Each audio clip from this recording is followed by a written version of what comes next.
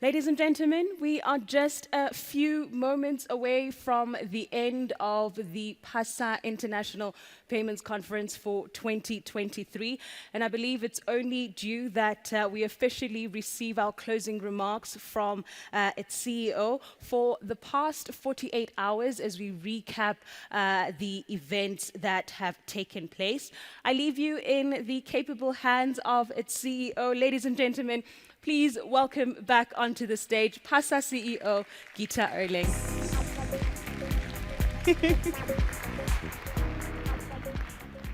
You will be very relieved to hear I am not going to attempt to recap what we covered in the last couple of days. What I am going to do is just pull out a few sound bites that were quite interesting for me. You will also be happy to hear that we're going to make recordings available of all of the sessions. So if, like me, you felt you were missing out by not being able to be in 3 places at once, you will still get your chance.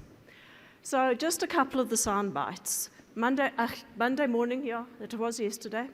It's all about the economy.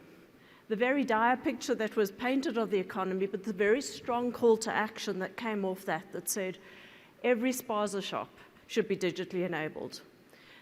The theme that then ran through the rest of that day and actually repeated itself today was that commerce is the driver of payments, to quote Herman. And that message was actually picked up earlier by Ryan Noach in talking about how his medical scheme and the medical switch that he has that drives these huge volumes of payments every day.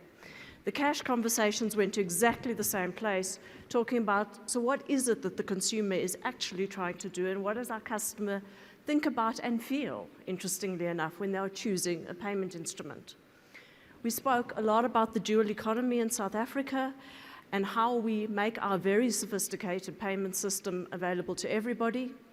We also heard about focus areas in other countries and the big bets they are making on their modernization, perhaps to different outcomes, but all of us attempting to do the same things in terms of digital payments. Another quote that really stuck with me from yesterday was, the bad guys share data really well, so maybe we as the good guys should start doing more of the same.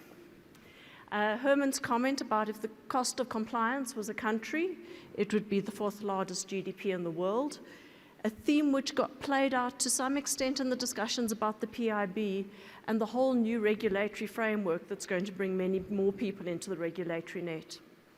There was a very strong call to action, Arif, not just from you, but from the Deputy Governor this morning, saying you need to keep innovating so that you keep winning at payments. And some very strong messages and policy direction that were delivered to us in this morning's conversation. For those of you who were in the resilience conversation, it was fascinating in hearing about how countries had dealt with both natural and man-made disasters, and how resilient payment systems have actually, digital payment systems have actually proven to be in the face of some fairly serious events. What was most fascinating about that session is a whole new risk consideration. You cannot let one of your core teams buy lotto tickets together, because when they win, they all leave together.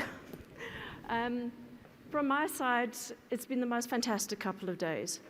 Thank you for participating. Thank you to our speakers, our sponsors, our exhibitors, to all of you, our delegates, and to our honored guests who brought the international flavor into the conference over the last couple of days.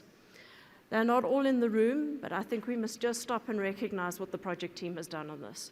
It really has been an incredibly well-organized, well-thought-through, and well-run event, so a massive thank you to everybody who played a role in this.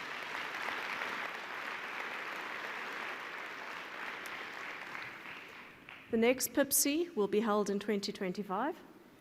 Please keep an eye on our websites. We've got the PASA one and the Pipc one for more information.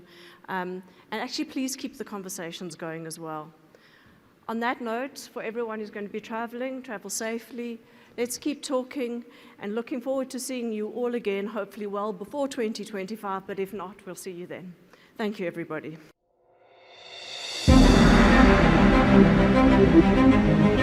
Thank you.